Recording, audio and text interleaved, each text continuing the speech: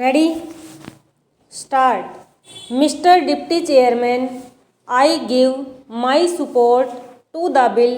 Stop. The bill carries out one of the major recommendations of the Bhor Committee on Health Survey and Development, of which I was a member. Stop. Now, one of the objects of this will be to provide an All India Institute for the Advancement of Medical Knowledge and the Training of Medical Personnel. Stop. It will provide refresher courses for the physicians working in our town and villages. Stop. It will provide, I take it, facilities for higher instruction in modern medicine. Stop. I think the health minister, if I may say so with respect, was a little far too apologetic in defense of modern medicine. Stop. We don't stand today where we did 4,000 years back, when our ancestors had creative minds and did a very great deal in the world of medicine. Stop. The world has moved far ahead during those 4,000 years, and if you want to benefit my medicine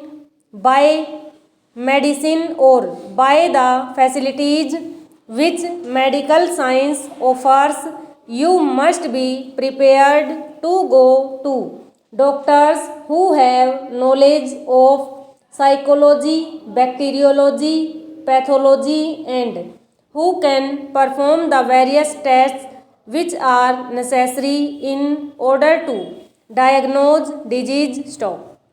There is a very great deal that can be done by way of research. Stop. Stanza. Now, I should have liked some more light to be thrown on the organizational side of the institute. Stop. One of the questions which we had to consider was whether this institute should not be affiliated to the Delhi University or to any other university for that matter. Stop. We came to the conclusion that it should function as an autonomous institution having more or less the status of a university. Stop. But I do not, on reflection, like this segregation in education. Stop. The tendency to have special institutes and call them by the name of universities, or to devolve on them the functions of a university, has, I am afraid, been carried a little too far in this country. Stop. We have an engineering university and we have, I suppose, a technological institute. Stop. Should they call themselves universities? Question mark. Now, a university is a place where knowledge is integrated. Stop. It is a place where you have researchers and professors of various branches of knowledge working and cooperating together for the advancement of learning. Stop. It is an advantage to have a big institution of a specialized character affiliated to a university. Stop. I wish, therefore, that a decision had been taken to affiliate it to the Delhi University, which I believe is a federal university, and if necessary, the constitution of the Delhi University could have been modified for that purpose. Stop. Stanza.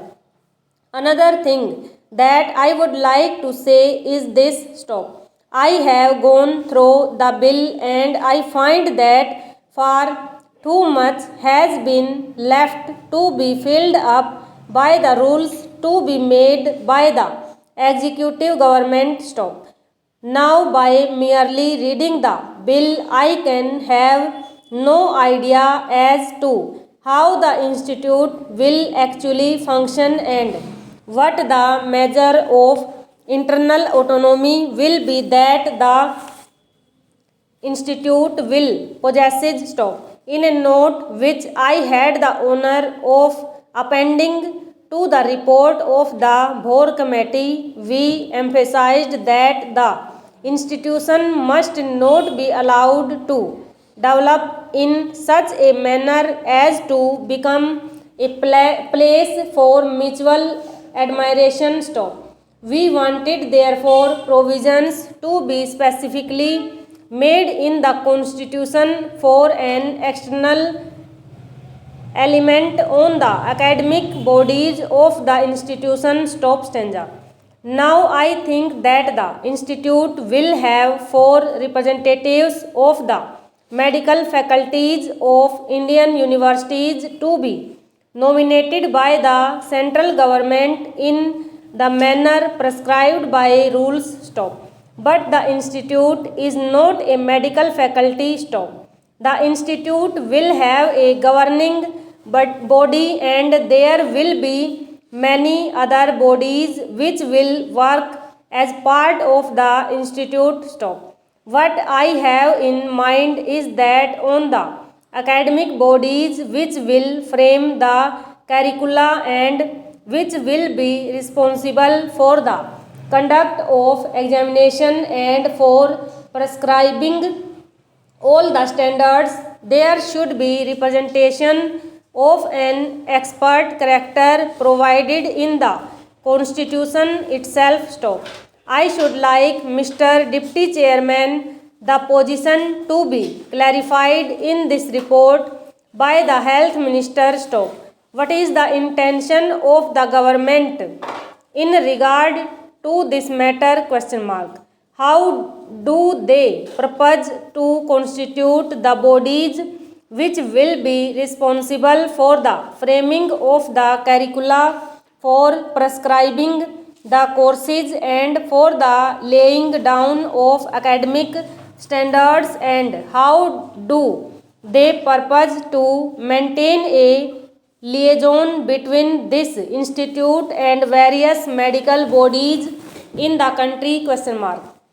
I think that at least we should have been given some information on this aspect of the matter, because I find that almost everything is going to be left to rules which are going to be framed hereafter, and we have no clear picture before us as to how this institute will function. Stop.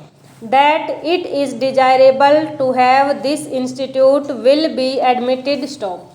It is becoming increasingly difficult for our young men to get facilities for higher education in the bigger universities of Western countries. Stop. Those universities have their own problems. Stop. They have got to think of providing for their own young men first, and it is essential that we have should an institute in this country of a very high character, where it is possible for research to be carried on under almost ideal conditions. Stop.